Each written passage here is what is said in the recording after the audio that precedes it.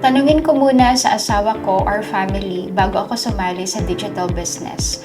Actually, tama yan. Respeto sa partner at family is very important. Pero ito lang, siguraduhin mo rin na naiintindihan nila yung opportunity. Minsan kasi, kaya tayo hindi pinapayagan, hindi dahil sa ayaw nila, kundi kulang sa information.